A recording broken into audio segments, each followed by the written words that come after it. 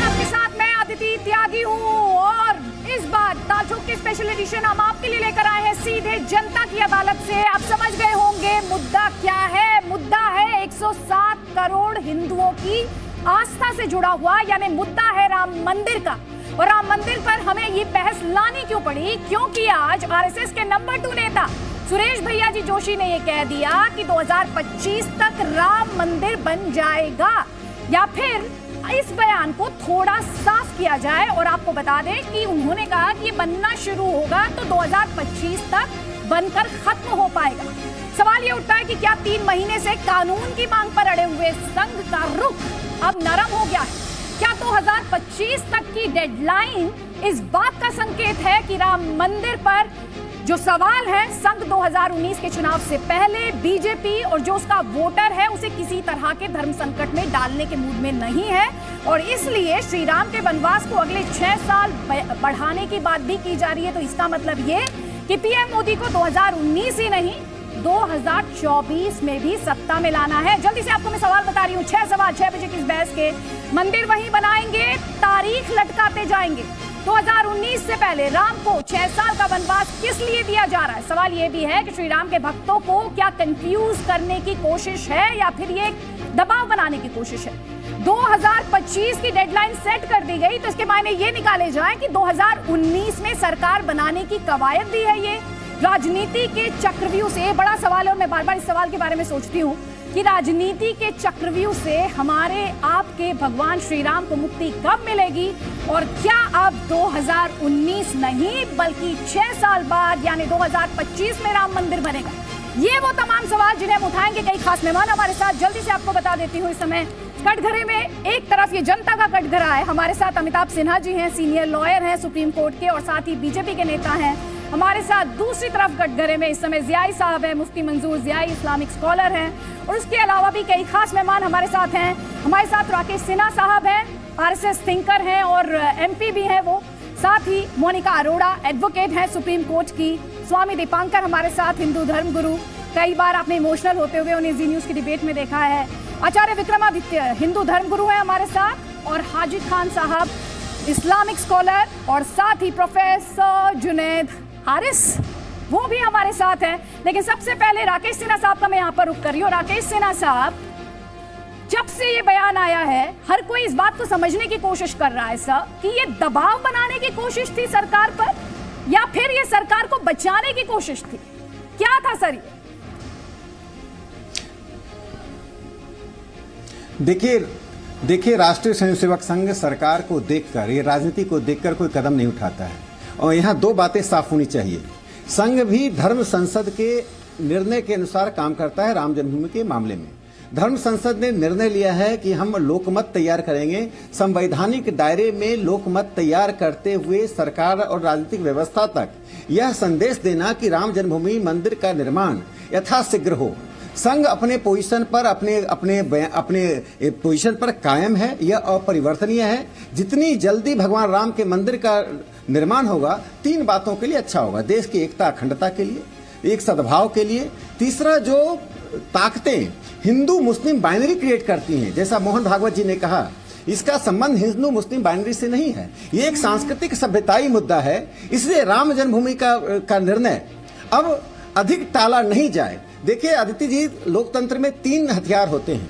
पहला होता है कि न्यायालय और संसद से बाहर जनमत तैयार करके एक सर्वानुमति बनाकर, दूसरा हथियार होता है कि न्यायालय के फैसले के द्वारा, तीसरा हथियार होता है संसद के द्वारा। संसद के उपकरण का उपयोग कब हुआ? सोमनाथ मंदिर के निर्माण में हुआ। पूरी कार्यपालिका और विधायिका उसमें शामिल थी। स्वयं पंडित जवाहरलाल नेहरू के विरोध के बावजूद कार्यपालिका ने उसको सहमति दी। डॉक्टर राजेंद्र प्रसाद जी उसके साथ थे। अब जब सर्वानुमति नहीं बन रही है और न्यायालय उसको लंबे समय तक लटकाना चाहता है, तो राष्ट्रीय स्वयंसेवक संघ और धर्म संसद हिंदू समाज ने एक जनमत तैयार करके सरकार तक, राजनीतिक व्यवस्था तक अपना संदेश पहुंचाया है। लेकिन एक दुर्भाग्य की बात है, इस राजनीतिक व्यवस्था में से सरकार ही नहीं होती है। एक बड़ी पार्टी जो कांग्रेस पार्टी है, उसके 2 बड़े नेता हैं, सोनिया गांधी, राहुल गांधी। पिछले 3 दशक से ये भारतीय राजनीति में उस पार्टी का नेतृत्व कर रहे हैं।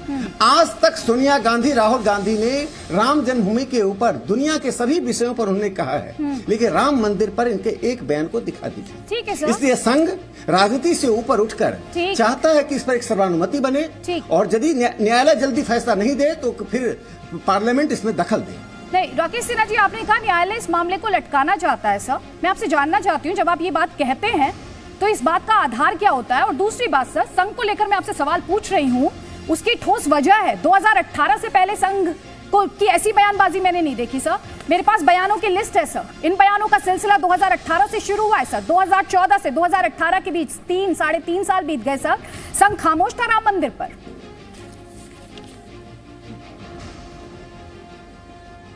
मैं पहले आपके दूसरे प्रश्न का उत्तर दे दूं। आपका प्रश्न वाजिब है, लेकिन उसका उत्तर भी वाजिब उत्तर सुन लीजिए। देखिए, बात क्या है कि 2014 सरकार बनी ना बनी उससे महत्व नहीं है। महत्व का यह है कि 2014 से कई प्रयास हुए। एक सर्वानुमति बनाने का भी प्रयास हुआ। उसके साथ साथ न्यायालय के फैसले जब आए थे तो उस न्यायालय हाईकोर्ट के फैसले के बाद सर्वोच्च न्यायालय में लोग गए। सर्वोच्च न्यायालय में स्पीडी जजमेंट की डिमांड होती रही। सर्वोच्च न्यायालय ने समय मांगा, कुछ चीजों का ट्रांसलेशन करना है, तथ्यों को इकट्ठा करना है। जब वो चीजें सर्वोच्च न्यायालय संतुष्ट हो गई, तब कांग्रेस के अधिवक्ता कपिल सिब्बल ने कहा इसे 2019 तक टाल दिया जाए। पहली बार राम जन्मभूमि के न्यायालय के परिसर में राजनीति को लाने वाली कांग्रेस थी। कपिल सिब्बल से कांग्रेस को अपने आप दूर नहीं कर सकती है। दूसरा, उसके पहले जो आपका सवाल था कि देखिए, भगवान राम के मंदिर के निर्माण पर एक बड़ा जनमत तैयार हो चुका है। वह जनमत ये चाहती है कि भगवान राम के मंदिर का निर्माण अतिशीघ्र हो। शीघ्रता के पीछे दो तर्क है। एक तर्क यह है कि यह आंदोलन आजादी से पहले का, संविधान के निर्माण से पहले का, पिछले 400 सालों से संघर्ष की चल रहे हैं, और यह संघर्ष किसी आक्रमणकारी के द्वारा किए गए कृतित्व के खिलाफ चल रही है। इसलिए भगवान राम के मंदिर के निर्माण पर जो भारत के प्रधानमंत्री जी ने भी कहा, उन्होंने कहा जब न्यायालय से कार्यपालिका तक आएगी तो वे कार्रवाई करेंगे। प्रधानमंत्री जी ने कार्यपालिका की कार्रवाई से पीछे हटने की बात नहीं कही है, लेकिन संवैधानिक पद पर बैठे रहने के कारण उन्होंने अपने दायित्व का निर्वाह करते हुए कहा कि न्यायपालिका से जब उनके पास जिम्मेदारी आएगी तो जो आवश्यक कार्रवाई होगी करेंगे। मैं मानता हूं कि भारतीय जनता पार्टी अपने घोषणा पत्र में जो उसने प्रतिबद्धता दिखाई है कि भगवान राम के मंदिर का निर्माण हो, उस प्रतिबद्धता पर पूरा संघ परिवार कायम है। सर, आपने खुद ही कहा जब कोर्ट डिसाइड करेगा उसके बाद बात आगे बढ़ेगी, तो फिर बयानबाजी किस लिए सर? किस लिए बयानबाजी राम मंदिर को लेकर? अगर गेम सुप्रीम कोर्ट के पाले में ही है तो फिर बयानबाजी बयानबाजी नहीं हो रही है। बयानबाजी नहीं हो रही है। मैंने कहा मैं एक बात बता दूं, सर्वोच्च न्यायालय की प्राथमिकता में ये कैसे नहीं है मैं बता रहा हूं। जली कुट्टी का मामला आया, सर्वोच्च न्यायालय ने अतिशीघ्रता दिखाई। आर्टिकल 377 का मामला आया, उससे सर्वोच्च न्यायालय ने अति शीघ्रता दिखाई। उसके बाद ट्रिपल तलाक का मामला आया, सर्वोच्च न्यायालय ने उसमें शीघ्रता दिखाई। तो क्या राम जन्मभूमि का एक सांस्कृतिक मुद्दा, जो कि एक डेमोक्रेटिक तरीके से सांस्कृतिक अधिकार के लिए हिंदू की मांग है, क्या वो प्राथमिकता में नहीं आती है? क्या सर्वोच्च न्यायालय का यह कथन कि ये हमारी प्राथमिकता में नहीं है, क्या हिंदू भावनाओं को एक ठेस नहीं पहुंचाता है? सवाल यह नहीं है कि हिंदू क्या चाहते हैं, सवाल यह है कि एक ऐतिहासिक परिप्रेक्ष्य में इस चीज को रखा जा रहा है। जब सारे तथ्य आपके सामने हैं, इलाहाबाद उच्च न्यायालय से फैसला आ चुका है, फैसले में वो सारे तथ्य उभर कर आए हैं। इसके पहले नरसिम्हा राव सरकार के समय में जो प्रेसिडेंशियल रेफरेंस मांगा गया था, उस प्रेसिडेंशियल रेफरेंस में कई बातें सामने आ चुकी थी, और मंदिर के सभी प्रमाण आने के बावजूद भी यदि न्यायालय उसमें विलंब करती है तो स्वाभाविक है कि मुझे बहुत संक्षेप में चाहिए सर। ये आज मुझे लगा अब तक सिर्फ न्यायालय तारीख देता था, अब सियासत ने भी रामलला को तारीख दे दी है सर। बहुत संक्षेप में आपका कॉमेंट चाहिए मुझे। देखिए, मैं सिर्फ इतना जानता हूं कि राष्ट्रीय स्वयंसेवक संघ का अपरिवर्तनीय स्टैंड है कि हमारे मंदिर का निर्माण अतिशीघ्र शुरू हो, और इसमें सभी लोग सहयोग करें। जरूरत या तो न्यायालय स्पीडी निर्णय के द्वारा करे, शीघ्रता से निर्णय करके है, नहीं तो पार्लियामेंट हस्तक्षेप करे। लेकिन पार्लियामेंट हस्तक्षेप करने में आपने देखा, ट्रिपल तलाक का बिल भी पास नहीं हो पा रहा है। जो ट्रिपल तलाक का बिल महिलाओं के सशक्तिकरण का है, लोकसभा में पारित होता है, राज्यसभा में उसको डिफीट कर दिया जाता है, राज्यसभा में नहीं आ पाती है। तो चूंकि कांग्रेस का और बाकी पार्टियों का रवैये में एक आमूल परिवर्तन की आवश्यकता है, वह परिवर्तन उभरते हुए लोकमत के अनुसार आज हरीश रावत का बयान आया। हरीश रावत ने कहा कि कांग्रेस मंदिर बनाएगी। हरीश रावत जी, यही बयान राहुल गांधी तो दे दें, यही बयान सोनिया गांधी तो दे दें। सर, मुझे भी अच्छा लगता है अगर जिससे मैं सवाल करूं वो अपने पक्ष पर जवाब दे, बनिस्बत इसके कि दूसरे पक्ष को कटघरे में खड़ा करना शुरू कर दे।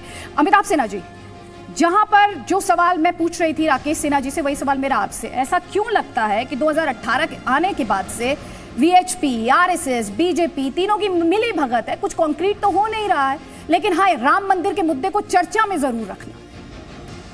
अदिति जी, सबसे पहली बात तो मैं यहाँ ये कहना चाहूँगा कि राम मंदिर का मुद्दा यदि राजनीतिक दृष्टि या राजनीतिक चश्मे से देखने की कोशिश की जाए तो ये अपने आप में गलत तरीका है।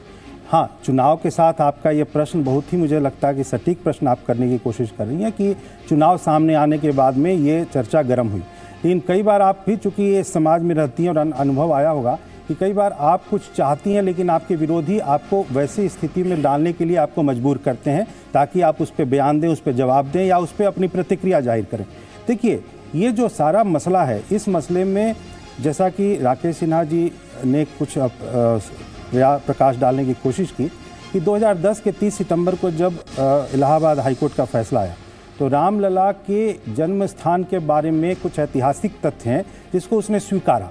उसमें एक चीज़ पे, ये 3 जज की बेंच में एक मत पे जो यूनानिमस डिसीजन है, बाकियों में जो वहाँ के उसके जो मुस्लिम जज थे उन्होंने अलग राय दी थी, लेकिन बाकियों में एक मत उन लोगों में, तीनों में ये है कि वहाँ पर मंदिर था और वो मंदिर आर्कियोलॉजिकल सर्वे के उस फैक्ट से आया है और साथ में हिस्टोरिकल ऐतिहासिक तथ्य भी है कि उसको शुरू में जन्म स्थान मस्जिद जन्म स्थान कहा जाता था। जब बाबर ने उसको डिमोलिश किया तो जब मस्जिद जन्म स्थान था और बाद में भी जब उसको ये कहा गया कि ये जन्म स्थान है, पहले मंदिर था, तो मेरे ख्याल में इसमें अपेक्षा ये थी कि जो दुनिया भर में मुसलमान बाकी जगह राम को अपना आदर्श मानते हैं तो हिंदुस्तान के मुसलमान भी आदर्श माने। और सबसे तीसरी बात इंपॉर्टेंट थी, 1 मिनट, अब जब से हमने नहीं, आप मुझे कितना समय देंगी पहले ये बताइए, मुझे आप कितना समय देंगी? सर आपके पास 4 मिनट है टोटल। हाँ, तो मुझे 4 मिनट आपको सर, लेकिन आपको उनके साथ वाद विवाद करना है, मेरे पास और भी तो मुझे 4 मिनट नहीं है ना, जैसे राकेश जी को आपने जितना समय दिया, मुझे लगा वो डिबेट में नहीं रहेंगे, इसीलिए मैंने आपसे कहा। अच्छा, तो ये मुझे स्पष्ट नहीं हुआ था, ठीक है। तो मैं अब संक्षेप करके अपना बात अपनी खत्म करता हूँ। बेसिकली ये है विषय कि आज राम जन्मभूमि आंदोलन का विषय इसलिए आज के दिन में चर्चा में आया क्योंकि चुनाव सामने है और चूंकि भारतीय जनता पार्टी और संघ ने हमेशा से कहा है कि आस्था का प्रश्न है और हमारे हृदय से लगा हुआ है, इसीलिए विपक्षी दल इसका उपयोग करते हैं कि देखिए चुनाव आ गया, तुमने कुछ किया नहीं। ठीक जिया साहब, माहौल तो दोनों बनाते हैं, दोनों ही पक्ष बनाते हैं ना माहौल, कहते भी हैं कोर्ट में मामला लंबित है पर बयानबाजी दोनों तरफ से होती है। अदिति, आपने देख लिया है कि हिंदुस्तान क्या चाहता है। हिंदुस्तान का हर एक फर्द, चाहे वो हिंदू हो या मुसलमान हो, सबकी निगाहें उस कोर्ट की तरफ उठती हैं जिस कोर्ट पर हमें पूरी एहतियात के साथ, जिम्मेदारी के साथ भरोसा और यकीन होता है। और कुछ लोग वो हैं जिन्होंने कोर्ट के ऊपर यकीन नहीं करना चाहा और अपनी दादागिरी करने की कोशिश की। आज वो घुटनों के बल आपके सामने दिखाई दे रहे हैं और उन लोगों ने तय कर लिया है कि हम जबरदस्ती करने की कोशिश करेंगे, लेकिन उसका भी नहीं चलने वाला इस लोकतंत्र में, क्योंकि डेमोक्रेसी ने साफ कर दिया है। मोदी साहब भी उसी श्रेणी में है, आरएसएस के संघ के परिवार भी उसी श्रेणी में है, हिंदुस्तान के गांव में बसने वाला शख्स भी उसी श्रेणी में है, शहर में रहने वाला भी शख्स उसी श्रेणी में आता है, क्योंकि हमारे पास एक सुप्रीमो है, एक ताकत है, वो पावर है जिस पावर को हम सुप्रीम कोर्ट कहते हैं। तो सुप्रीम कोर्ट पर हमने यकीन पहले से जताया था, आज भी कोर्ट पर हम यकीन जताते हैं। लेकिन वो लोग जो कोर्ट पर यकीन नहीं जताते थे, उन लोगों ने पहले 15 लाख के साथ 2015 में राम मंदिर का बात की और 2025 में 25 के वादे भी मिल जाएंगे। लेकिन याद रखिए, ये सिर्फ वादे होंगे। मैं कंप्लीट कर लेता हूं। भोली भाली हिंदुस्तान की जनता के साथ में किस तरह खेला जा रहा है वो आप देख रहे हैं और हिंदुस्तान की जनता को देख। मैं धन्यवाद देना चाहता हूं, कम से कम आपने पहली बार ये कहा कि संघ और भारतीय जनता पार्टी जो है वो संविधान में सम्मान करती है। नहीं तो नहीं, बिल्कुल आपने अच्छी बात कही है, संविधान सबसे ऊपर करना पड़ेगा। अरे मैं कहना बार बार आपको चाह रहा हूं, क्योंकि मोदी जी ने भी आपको बता दिया है कि इसी लाइन पे रहिए, क्योंकि मैं भी उसी लाइन पर हूं। मैं यही कह रहा हूं, बार-बार कहा, जिद करने की कोशिश की, करना पड़ेगा। नीतीश कुमार के बयानात हमारे सामने हैं, भागवत साहब के बयानात हमारे सामने हैं और तमाम उन लोगों के बयानात हैं। अरे तो मुस्लिम समाज ये क्यों नहीं कहता है कि राम पे हमारी आस्था डिस्प्यूट नहीं है? हमारी आस्था नहीं है, आपका डिस्प्यूट है, आपका डिस्प्यूट है, मुसलमानों का, भारत के मुसलमानों का डिस्प्यूट है कि राम वहां पैदा नहीं हुए थे। ये हल कोर्ट करेगा। अरे तो इसका मतलब कोर्ट करेगा, अरे कोर्ट क्यों होता है? कोर्ट डिस्प्यूट डिस्प्यूट के लिए होता है। सुनिए, जवाब दीजिए, कोर्ट डिस्प्यूट के लिए होता है। देख लीजिए, कोर्ट डिस्प्यूट के लिए होता है ना, कोर्ट डिस्प्यूट के लिए होता है। आपका डिस्प्यूट है राम के ऊपर में, राम के ऊपर में आपको सही राह दिखाने वाला का जवाब दीजिए। आपको सही मुझे एक चीज का जवाब दे दीजिए मौलाना, आप एक चीज का जवाब दे दीजिए कि राम पर आपका डिस्प्यूट है या नहीं। अब वो आपका मामला है, वो हमारा मामला है, लेकिन कोर्ट का मामला क्या है? कोर्ट से विड्रॉ होता है। हम लोग रात दिन कोर्ट से विड्रॉ करते हैं महाराज। अरे हम लोग रात दिन कोर्ट से विड्रॉ करते हैं। सुनिए, कोर्ट यदि आपको राम पे भरोसा है तो आप बोलिए कि राम पे विश्वास है, किसी को राम पे विश्वास है, हिम्मत से बोलिए। हमारी रिस्पॉन्सिबिलिटी है। अरे आपको है ही नहीं, आपको राम पे विश्वास नहीं है। फिलीपींस के मुसलमान को राम पे विश्वास है। बाबा साहब की संविधान पर भरोसा है। अरे बाबा साहब की संविधान पर राजनीति मत करो आप, राजनीति मत करो। राम पे विश्वास है कि नहीं? आपको राम पे विश्वास है कि नहीं बताइए। राम के बजाय आप ये कहते क्यों नहीं कि बाबा साहब की किताब पर हमें भरोसा है? अरे डिस्प्यूट ऐसे खत्म हो जाएगा, डिस्प्यूट खत्म हो जाएगा। भरोसा है या नहीं? आप डिनाई करते हैं उस चीज को। नहीं, अमिताभ सिन्हा जी मत कीजिए सर। चलिए मैं आप दोनों के बीच में आती हूं। Please please please please. अरे बाबर ने डिस्प्यूट पैदा किया, जो बाप Amitabh Sinha ji, Amitabh Sinha ji, please please please. ये हमने कोर्ट लगाया है लेकिन सुप्रीम कोर्ट है नहीं, ये जनता की अदालत है। प्लीज अगर जनता कोई बात नहीं समझ आएगी, कोर्ट में हम लोग विड्रॉ करते हैं। जियाई साहब प्लीज आप दोनों शांत हो जाइए। मुझे एक बार फिर से राकेश सिन्हा जी के पास जाना है। मेरे पास एक सवाल था, मुझे उनसे वो पूछना है। राकेश सिन्हा जी, अगर आप तक मेरी आवाज पहुंच रही हो सर, तो कुछ बयान निकाले थे, क्योंकि मैंने आपसे सवाल पूछा था कि 2018 से पहले इस पर बयानबाजी क्यों नहीं, लेकिन बीते दिनों में भी, बीते महीनों में भी जो बयानबाजी हुई सर, उसमें कोई एक लॉजिकल प्रोग्रेशन नहीं है सर। जैसे कि 2 दिसंबर नहीं, मैं शुरू करती हूँ 19 सितंबर से, मोहन भागवत जी के बयान से शुरू करती हूँ। सरसंघ चालक, उन्होंने 19 सितंबर को कहा कि अध्यादेश आ सकता है या नहीं, सरकार का मुद्दा है। फिर उन्होंने 18 अक्टूबर को कह दिया नहीं सरकार को राम मंदिर के लिए कानून बनाना चाहिए। फिर 25 नवंबर को वही थे, उन्होंने कहा न्याय में देरी भी न्याय ना देने जैसा ही है, बहुत प्रतीक्षा कर ली। अब भैया जी जोशी के बयानों का जिक्र कर देती हूँ। 2 दिसंबर को कहा हल नहीं निकला तो 92 जैसा आंदोलन कर देंगे। 9 दिसंबर को बोले भीख नहीं मांग रहे हैं। 17 जनवरी को अब उन्होंने बोल दिया 2025 में मंदिर बनेगा। सर कंफ्यूज है क्या आरएसएस भी सर? क्योंकि मैं बहुत कंफ्यूज हूँ इन बयानों को पढ़ के।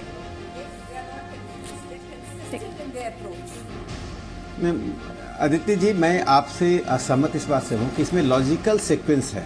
मैं आप एक बात सुन लीजिए। जब जनमत को उभारा जाता है और लोकतांत्रिक परिधि में कोई मांग की जाती है तो पहली मांग ये होती है कि न्यायालय, संघ परिवार की सबसे प्राथमिकता वाली मांग थी कि न्यायालय इसको प्राथमिकता दे। न्यायालय से प्राथमिकता की मांग करना मौलाना साहब को ये लगता है कि न्यायालय का उल्लंघन करना है, तो बता दें साहबानों के समय में कोर्ट के पुतले को जलाकर उन्होंने क्या किया था। ट्रिपल तलाक पर कोर्ट की आलोचना करके उन्होंने क्या किया था। मुझे अच्छा लगता है कि भारत के मुसलमानों के प्रतिनिधि बार बार कह रहे हैं कि संविधान में उनकी आस्था है। मैं उनका अभिनंदन करता हूं। संविधान हमारे कारणों से सेकुलर है, संविधान हमारे कारणों से न्यायोचित है।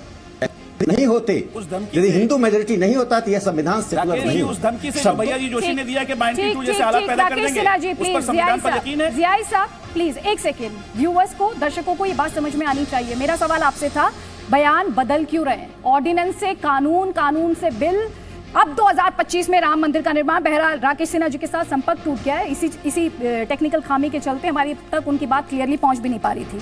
अब जियाई साहब आप काउंटर करना चाह रहे थे, जल्दी से बात पूरी कर लीजिए। इतने में मैं उम्मीद करती हूँ मोनिका जी आप आ जाइए। Amitabh ji thank you very much आने के लिए, अपनी बात रखने के लिए।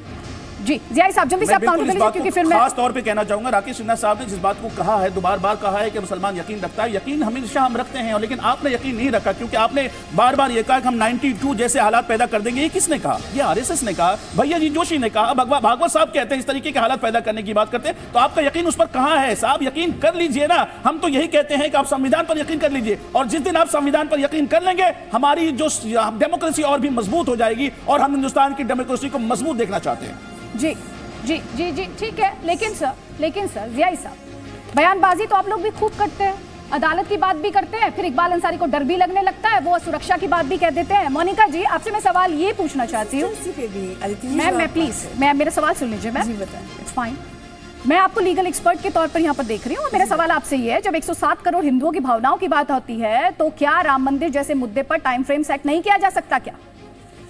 देखिए टाइम फ्रेम कौन सेट करेगा? टाइम फ्रेम सेट करेगी कोर्ट, क्योंकि कोर्ट के पास मुद्दा लंबित है। सितंबर 2010 में इलाहाबाद हाई कोर्ट की जजमेंट ने कहा मंदिर को तोड़ के मस्जिद बनाई गई। एएसआई में जितने भी नीचे से सामान निकला है, चाहे मूर्तियां निकली हैं, मंदिर के स्ट्रक्चर्स निकले हैं, मंदिर के पोर्शंस निकले हैं, वो दिखाते हैं कि मंदिर तोड़कर मस्जिद बनी। 1993 का नरसिम्हा राव का एफिडेविट जो है वो सुप्रीम कोर्ट में एफिडेविट है जो कहता है कि अगर मंदिर तोड़कर मस्जिद बनाई गई होगी तो ये जो लैंड है वो हिंदुओं को दे दिया जाएगा। अगर बंजर भूमि पर मस्जिद बनी होगी तो ये जो लैंड है मुस्लिम्स को दे दिया जाएगा। तो इलाहाबाद हाई कोर्ट की जजमेंट के अनुसार इसका पालन करना चाहिए। वो जो लैंड है वो हिंदू पक्ष को देना चाहिए। कारण क्या है? जो हिंदूज हैं they are fighting for the जन्मस्थान, बट जो मुस्लिम पक्ष है they are fighting for a property. ये जन्मस्थान नहीं है उनके लिए, ये प्रॉपर्टी है। Property can be anywhere. तो बाबर की मस्जिद तो कहीं भी हो सकती है ना, कॉम्पनसेशन मिल जाएगा, लैंड मिल जाएगा, यूपी क्या केरला क्या कहीं भी हो सकती है। जन्मस्थान केवल और केवल वही हो सकता है और कहीं नहीं हो सकता। ठीक है, ये सवाल कई बार डिस्कस हुआ है। हाजिर खान, आपका काउंटर। मैम कह रही हैं कि बाबरी मस्जिद तो कहीं भी हो सकती है, जन्मस्थान कहीं भी नहीं हो सकता। मैडम, हिंदुस्तान में संविधान जो चल रहा है आज, वह देश की आज़ादी के बाद जो बाबा साहब अम्बेडकर ने संविधान बनाया उसके तहत देश चल रहा है। हाँ। बाबर आए थे नहीं आए थे उससे किसी को लेना नहीं देना। 1528 से लेकर 1885 तक बीरबल जैसे सलाहकार अकबर के रहे, तुलसीदास जैसा जिसने वो रखी रामायण वो रहे, उन्होंने तो कहीं राम का तस्करा नहीं किया। बात यह है कि आज जो 1947 में संविधान ये बना कि हिंदुस्तान में जो भी हिस्टोरिकल जो मोमेंट है वो एज इट इज़ रहेंगे, उसमें अंदर कोई तरमीम नहीं की जाएगी। ये संवैधानिक एतबार से है। फिर बाबरी मस्जिद कैसे शहीद कर दी गई? एक मिनट बाद जी कोई बात नहीं। आपको ये आप गलत कहते हैं सर। आप तुलसीदास का, आप कबीर का, आप सर शतक पढ़िए ना सर, उसमें कहीं आप लिखा के दिखा दीजिए। अच्छा सर दीजिए। अगर जो नहीं कोर्ट में तो एविडेंस ऑलरेडी है। मैं आपको इसीलिए टोका सर, मैं कभी नहीं चाहता कि आपको टोकूं। जी कोई बात, इसलिए आपको कहा क्योंकि सर एविडेंस ऑलरेडी है, उनमें जिक्र है इस बात का। समझ रहे हैं? आपने नहीं पढ़ी हो बात दूसरी, आप कैरी ऑन करिए, मगर ये फैक्ट्स गलत मत रखिए। करिए कैरी ऑन। अब मैंने पिछले बार एबीपी पे सवाल किया साधुओं से कि रामचंद्र जी का जन्म कब हुआ। जब किसी आदमी का जन्म हुआ है, दशरथ के बेटे हैं, सीता के शौहर हैं, और अगर उनका जन्म हुआ है तो उसमें महल में हुआ होगा, मंदिर में नहीं हुआ होगा। मेरा कहने का मकसद ये है कि एक बादशाह का बेटा महल में पैदा होगा, ना कि मंदिर में पैदा होगा। तुलसीदास रामायण सबके अंदर पूरी तरह से व्याख्यान दिया सर पेपर जो आया 2500 साल पहले आया। अल्लाह मियां का जन्म कब हुआ इसकी तारीख बताओ मुझे। अल्लाह मियां बताइए ना, कौन सी किताब ऐसी है कि जहाँ पर ये बात वर्णित की जाती है, मुझे बताइए। आपका धर्म, आपकी मान्यता आधारित है। मेरे यहाँ एक भी तथ्य ऐसा नहीं है जो कपोल कल्पित कल्पना। हर चीज के जन्म की आचार्य विक्रमादित्य, मेरी बारी है। आप में से अल्लाह पाक केवल हवाओं पे चल रहे हैं। हवाओं पे नहीं, हवाओं पे चल रहे हैं। सुनिए, 2500 साल पहले किताब पहली बार कागज छपाए, चाइना में छपाए पहली बार। मैं डिटेल करा दूंगी आप लोगों को। एक मिनट, आचार्य विक्रमादित्य, एक सेकंड रुकिए, आपकी बारी आएगी। हाजिर खान, एक सेकंड सर सुनिए मेरी बात। आचार्य विक्रमादित्य, वो है आज भी, वो हमेशा से हमेशा रहेगी। हाजिर खान, मेरा सवाल आपसे, आपने कहा भगवान श्री राम सीता के शौहर थे सर जी।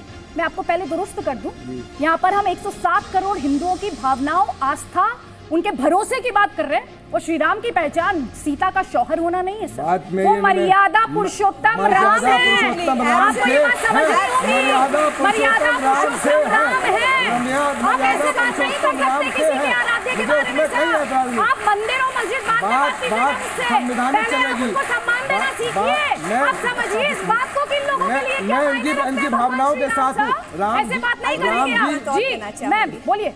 मैं एक बात और कहना चाहूंगी, जो आज का बयान है, हम हमेशा कहते हैं फैक्ट्स और लॉ देखा जाए। आज का बयान है, उसके फैक्ट्स क्या है? बयान क्या कहता है कि जिस प्रकार से सोमनाथ के मंदिर का पुनरुद्धार हुआ था, राजेंद्र प्रसाद जी ने उस समय क्या कहा था जब पुनरुद्धार हुआ था, कि जब पूरा समाज एकजुट होता है, यूनाइटेड होता है, भेदभाव को भूलता है, संकल्प लेता है और एक संकल्प से आगे बढ़ता है कि जो हमारे राष्ट्रीय प्रतीक है, जिन्हें कहीं ना कहीं ध्वस्त कर दिया गया आक्रमणकारियों द्वारा, उनको हमें वापस खड़ा करना है। जब ये संकल्प लेता है तब समाज भी आगे बढ़ता है और देश भी आगे बढ़ता है। राम मंदिर भी जब बनेगा समाज भी आगे बढ़ेगा और देश भी आगे बढ़ेगा। ये संविधान है, इस संविधान चलेगा। सुप्रीम कोर्ट में भारत का संविधान कहता है, भारत का संविधान कहता है,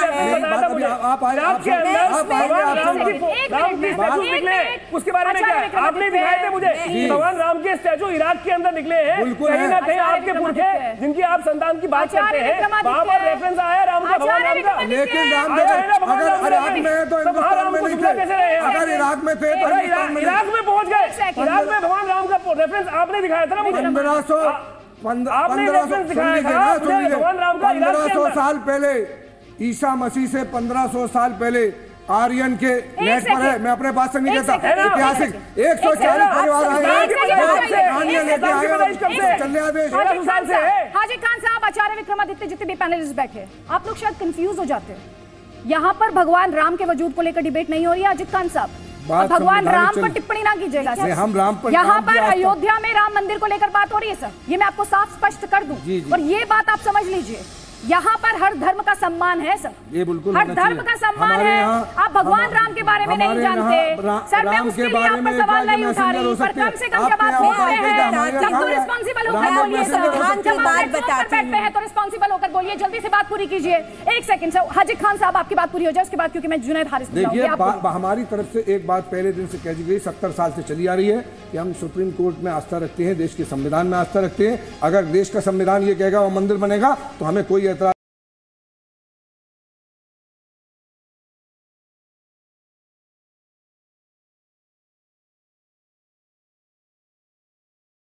हाई कोर्ट की जजमेंट कहती है सुन्नी वक्फ बोर्ड का केस मस्जिद के लिए डिसमिस हो चुका है, केवल और केवल रामलला ही जीते हैं। और इलाहाबाद हाई कोर्ट की जजमेंट कहती है मंदिर तोड़कर मस्जिद बना था।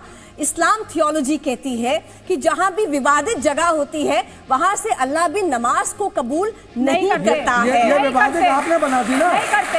बाबर जब था, जब संविधान उसका चल रहा था तब विवादित नहीं थी, 1500 साल विवादित रही, 350 साल विवादित नहीं। हम आपके बाद आज विवाद हो रहा है तो आज सुप्रीम कोर्ट से फैसला करें। अब आपकी कटघरे में जरूरत है और यहाँ पे मैं चाहती हूँ स्वामी दीपांकर मैम आपसे परमिशन लूंगी please. Thank you very much, आप दोनों का बहुत बहुत शुक्रिया। लेकिन स्वामी दीपांकर आप बैठिए, अपनी सीट लीजिए। मेरा सवाल आपसे ये है, मुझे याद है पिछली बार अपना एक फॉर्मूला लेकर आए थे सर आप, जी न्यूज के शो में बहुत चर्चा हुई थी उस पर। एक बार फिर से चाहती हूँ कि आपके उस फॉर्मूले पर बात हो जिसमें ये भी कहा गया था कि सभी हिंदू प्रार्थना कर लें, अपील कर लें कि मस्जिद के लिए मंदिर बनना चाहिए। 107 करोड़ हिंदुओं की आस्था से जुड़ा हुआ मसला है, स्वाभाविक है, इसमें तो कोई दो मत है ही नहीं जी। और हमें लगता है कि इसमें दो मत होना भी नहीं चाहिए। अच्छा, कौन दो मत करता है, ये बड़ा आश्चर्य की बात है। 107 करोड़ लोगों के देश में, जहां शायद हमें लगता है कि सुबह की शुरुआत राम से होती है, शाम की संध्या राम से होती है, अंतिम विदाई राम से होती है, कहते भाई राम नाम सत्य है। मैं एक यक्ष प्रश्न आपके माध्यम से देश के सर्वोच्च नेतृत्व और यहाँ के बुद्धिजीवियों से करना चाहता हूँ कि किसी गरीब को जब कोई मकान इत्यादि मिलता है या घर इत्यादि मिलता है तो वो उसका अधिकार है या भीख? अधिकार है ना, तो राम मंदिर मेरा अधिकार है भाई, भीख कहाँ है? तो दो मेरा अधिकार मुझे, और ना कि मेरा अधिकार दो, ना कि मेरा अधिकार दो, ना कि मेरा अधिकार दो, 120 करोड़ हिंदुओं का भी अधिकार दो। अच्छा, कौन सा देश अद्वितीय ऐसा है जिसका देवता फिर जाकर के 29 जनवरी को अपना केस लड़ेगा, अपनी तारीख पर आएगा? हारिस साहब, जियाई साहब, हाजी खान साहब, आप पूछिए ना, एक बात बैठे हैं ना, आप बड़ी रोचक बात बोल देते हैं। एक सेकंड सर, आपने सवाल पूछ लिया सर। स्वामी दीपांकर प्लीज जी। हारिस साहब, उन्होंने सवाल उठाया, कौन सा ऐसा देश है दुनिया का जिसके आराध्य को अपना मुकदमा लड़ना पड़ रहा हो अपने ही जन्मस्थली के लिए, अपने ही मंदिर के लिए? है कोई दुनिया का ऐसा देश? इसमें कोई शक नहीं है कि बड़ी अफसोस की बात है। कुछ चीज़ें क्लियर होनी चाहिए। पहली बात तो अभी प्रोफेसर राकेश सिन्हा साहब ने एक बात कही थी कि भाई मामला कौन नहीं चाहता है कि जल्दी से जल्दी हल हो। इसलिए हल हो कि जो नफ़रत का माहौल इस मुल्क में चल रहा है उसे ख़त्म होना चाहिए। और इस तरह की चीज़ों से ऊपर उठ करके मुल्क की तामीर के लिए कोशिश होना चाहिए। इस तरह के मुद्दों पर हमें नहीं जाना चाहिए। मैं अक्सर काउंटर नहीं करती हूँ, आप बात पूरी कीजिएगा सर। आपने नफरत के माहौल की बात की, मैंने दोनों पैनलिस्ट को आपसे पहले भी, और मुझे पता है आप भी ये बात मुझसे कहेंगे कि जो भी सुप्रीम कोर्ट का फैसला होगा वो मान्य होगा, तो फिर उसके बाद इस नफरत की गुंजाइश रह कहाँ जाती है? हम क्यों हर बार ये माहौल बनाने की कोशिश करते हैं? अगर राम मंदिर पर बात होगी तो नफरत का माहौल पैदा हो जाएगा, देश असुरक्षित हो जाएगा, मुसलमान खतरे में आ जाएंगे। ये कौन बनाता है? ये नैरेटिव तैयार कौन करता है? कौन कह रहा है? तो नफरत का माहौल कहाँ से आता है? मैं क्या कह रहा हूँ, मैं क्या कह रहा हूँ, संविधान तोड़ने की बात होती है तो नफरत का माहौल तैयार होता है। जब ये कहा जाता है संविधान की किताब को जला देंगे, जब नफरत का माहौल तैयार होता है। जब 92 जैसे हालात पैदा किए जाते हैं तब नफरत का माहौल पैदा होता है। जब ये कहा जाता है कि बाबरी मस्जिद की तरफ जैसा तोड़ेंगे वैसा ही बहुत बना लेंगे, तब नफरत का माहौल तैयार होता है। ये नफरत का माहौल तैयार होता है। संविधान को नहीं माना जाता, जबरदस्ती हलाला पर 4 शादियों पर लाउडस्पीकर्स पर संविधान को नहीं माना जाता। संविधान को माना जाता, ये क्या बात है?